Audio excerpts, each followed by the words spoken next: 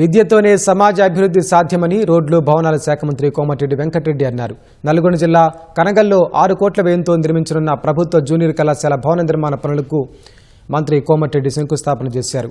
MLC Shankar నాయక్తో కలిసి భూమి పూజ చేసిన మంత్రి కోమటిరెడ్డి గ్రామీణ ప్రాంత విద్యార్థులకు నాణ్యమైన విద్య అందుబాటులోకి తేవడమే లక్ష్యమన్నారు.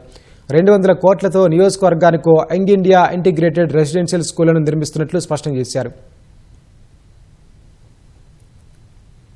తెలంగాణ ప్రజలకు శుభవార్త. మొన్న కేబినెట్ లో మేము తీసుకున్న నిర్ణయం ఏ రాష్ట్రంలో లేదు దేశంలో. అది ఇంటర్మీడియట్ చదివే పిల్లలకు కూడా ఫస్ట్ క్లాస్ కే వాళ్లకు బ్రేక్ఫాస్ట్ లంచ్ కూడా ఏర్పాటు చేసే విధంగా సంవత్సరానికి 500 కోట్ల బడ్జెట్ లో కేటాయించడం.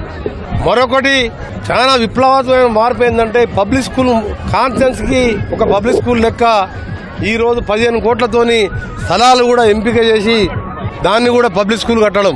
మీకు తెలుసు young India schools Nalgonda school అయితే ఆల్మోస్ట్ ఇంకా 6 నెలల్లో కంప్లీట్ చేస్తున్నాం.